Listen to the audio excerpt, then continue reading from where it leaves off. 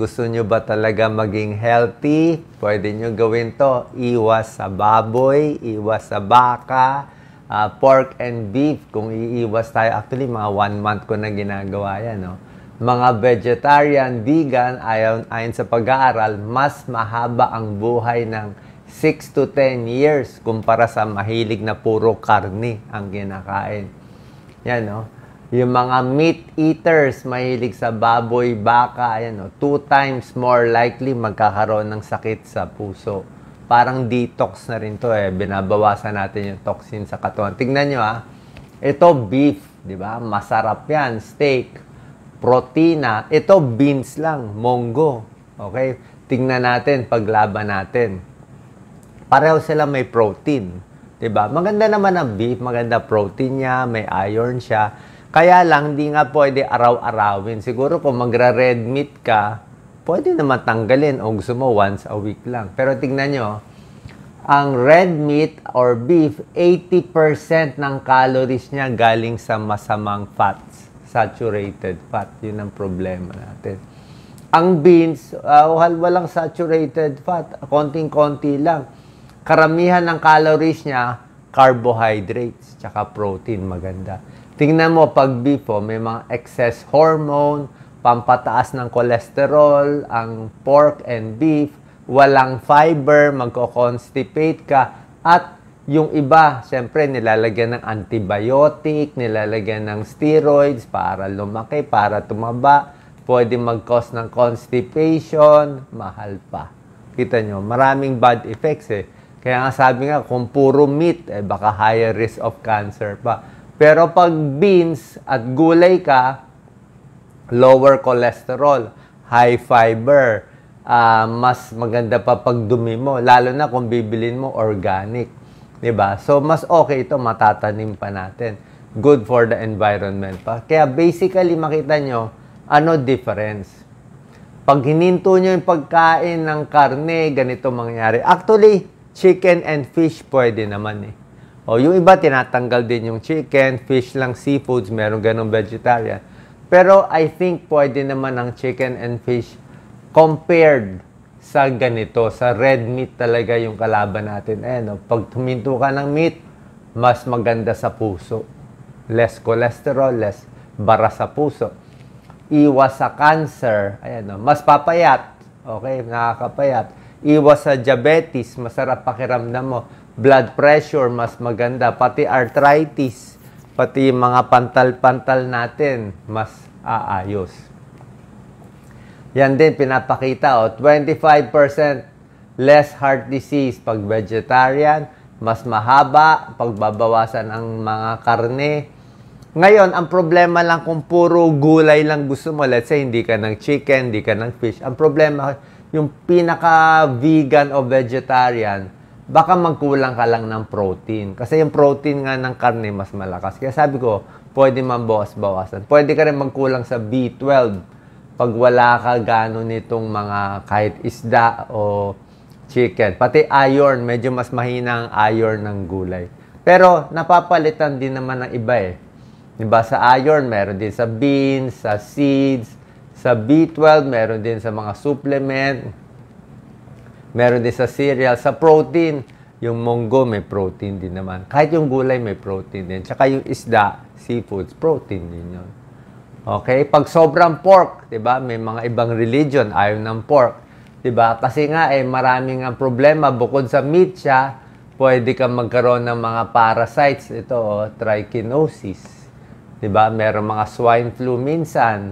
Meron mga viruses, may bacteria. Tsaka alam naman natin, processed meat, mga hotdog, ham, ayon sa WHO, higher risk for cancer. Ham, bacon, sausage, pag madalas. Diba? Hindi siya kasing sama ng sigarilyo. Sigarilyo, higher risk for cancer. Pero ito, kung maraming kakainin mo, ganun din. Actually nga, yung limit ng hotdog, parang 1 piece, 2 piece. Parang pag sumobra ka doon, marami na masyado. Tsaka, syempre, yung bituka ng baboy, siyempre, nandun yung mga toxin, makakain din natin. Better meat, kung merong talagang organic, mga grass-fed beef, di ba? o na hindi nilalagyan ng mga antibiotic, o isda, o lamb. Uso ba sa atin to, Lisa? O, itong mga ibang klase. Bukod sa meat, babawasan, gusto nyo mag-detox na rin, pati junk food, bawasan na natin. Alam niyo naman, junk food, chichirya, di ba? O kaya mataba ang bata, junk food, may asthma, allergy, ang daming preservatives. Check nyo lang yung mga junk food natin, yung mga chichirya natin, ang dami nakahalo.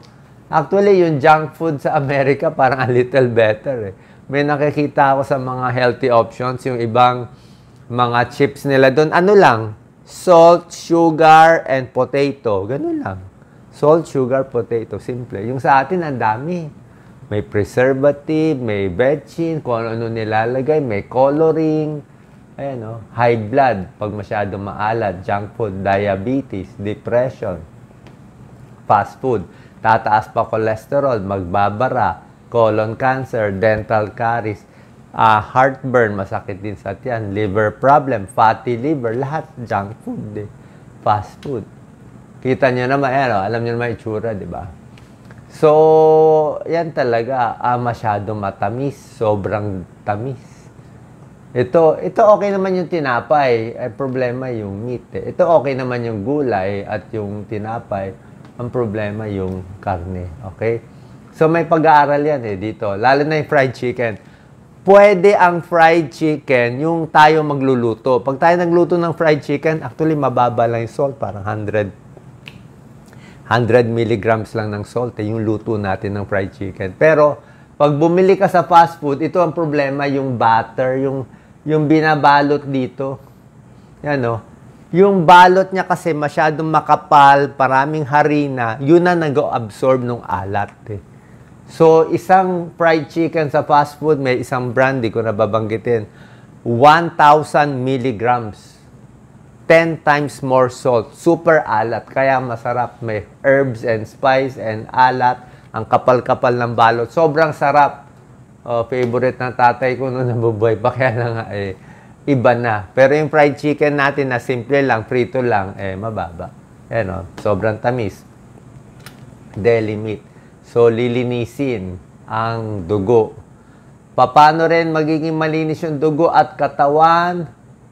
Ito, more fruits and vegetables. Tubig, pinakamahalaga. Minsan nga, kulang ng 8 glasses. Pag pagod ka pawis, ako ngayon, mas marami ininom ko, baka 10 to 12 glasses. Iwas alak, bawas sugar. Yan, exercise.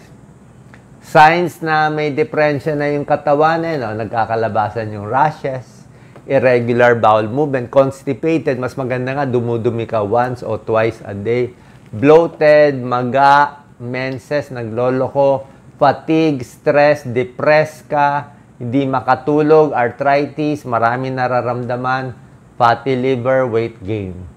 Okay? Yung pag-store ng pagkain, yung tubig natin dapat malinis, more organic gusto natin. Tinolang manok, okay din naman, di ba? Yung atin. Native chicken, eat clean. Magdasal bago kumain. Water, pinakamahalaga, di ba? Misa kulang 8 glasses. Panlinis. Tsaka syempre, ang tagalinis ng katawan natin, yung liver tsaka kidneys natin. Diba? Liver and kidneys din tagalinis. So, kailangan din magandang nutrition. Tubig, kailangan niya ng kidney, kailangan ng liver. Ito maganda, panglinis, cruciferous vegetables. Broccoli, mahal, napakaganda, anti-cancer. Cauliflower, mas mura. Yung mga repolyo, lahat yan. Cabbage, maganda yan. May anti-cancer properties. Strawberry, mahal ang blueberries pero strawberry, pwede na yan. Okay? Masyadong mataas sa antioxidant. Low calorie pa siya. Garlic, okay? Alam mo naman, garlic, di ba? Pampababa ng cholesterol, pampababa ng blood pressure, pero bahagya lang. Di ba? Maganda sa katawan, may anti-inflammatory, antibacterial pa yan. Di ba? So, maganda may bawang. Mas maganda lang medyo luto. At huwag masyadong marami, baka sumakitan yan. Apple, syempre, yung pectin, napakaganda. Para sa pangdumi, anti-cancer, di ba? Marami talagang benefits ang apple. Pwede ito sa diabetes. Actually, ito nga pinakamaganda sa may diabetes. Kahit kumain ka dalawa, okay lang. Kasi nga hindi siya matamis. Tsaka mabubusog ka. Imbis na kumain ka ng donut na puro sugar at walang kalaman-laman, ito, ang sugar niya konti lang, fructose. Tapos kailangan kainin mo pa ito lahat. So, para mo makuha yung konting sugar, ang dami mong kakaining fiber. Yan ang ginawa ng Diyos. Kaya healthy. Hindi ka magkaka-diabetes. Paano ang daming fiber Dahan-dahan yung pag-absorb ng sugar nakatago sa loob. Hindi tulad ng mga donut o cake, talaga pagkain mo, taas agad blood sugar mo. Suha, pwede naman na suha. Healthy ang suha. Mataas din sa antioxidants. Isda, syempre, omega-3 fatty acids. Mataas sa omega-3. Tuna, sardines, tilapia, yan. Isda natin. Mas gusto ko mga maliliit na isda. Ayoko medyo malaki para iwas sa mercury. Ginger, luya, may pag-aaral, good for fatty liver. Maraming benefits sa katawan. Hindi lang parang sa labat, hindi lang sa boses at sa ibang sa tiyan. Green tea, okay? Ako, chamomile tea May anti-cancer properties to, okay? Against fatty liver, reduce fat, iwas cancer. May konting pag-aaral. Coffee, pa konti-konti lang. Ito, may pros and cons. Basta wag lang 3-in-1. Okay? Kasi 3-in-1, gatas, sugar. Yung medyo black coffee o konti lang talaga. Pero may tao, may benefit yung coffee. Okay? So, kanya-kanya to. Sa supplement, mag-ingat din, di ba? Sabi ko nga sa inyo, baka masobrahan ng gamot, masobrahan ng vitamins, masobrahan ng supplement na hindi nyo alam, makakasama. Kaya itong mga natural na pagkain, mas maganda. Paalam nyo muna sa doktor. So, lifestyle changes para luminis, bawas sugar, more water, iwas alak, healthier food, green tea, exercise, bawas stress, syempre tulog ng mahaba, juicing. Okay, juicing, maganda. Huwag na dagdagan ng syrup ha. Pag bibili kayo, wala ng extra syrup kasi siya na mismo. Tsaka hindi rin to only. Hindi siya sobra dami. Dapat isang araw, 1 baso, maximum 2 baso. Not more. Kasi baka masyado na matamis. Tsaka walang ganong fiber pag ginus mo Pero pwede na rin to kung nagmamadali kayo. Orange juice, dami. Vitamin A, vitamin C. Tomato juice, pineapple juice. Kailangan fresh siya, hindi lata. Lata, nilagyan na ng sugar, hindi na okay. Apple na lang mismo, carrot. Mga juice, pang detox. Apple, cucumber, kale, mahal ang kale. Lemon, ginger, celery. Lahat yan pwede para sa inyo. Sana po nakatulong to. May idea kayo paano maging healthy, paano i-detox ang katawan. God bless po.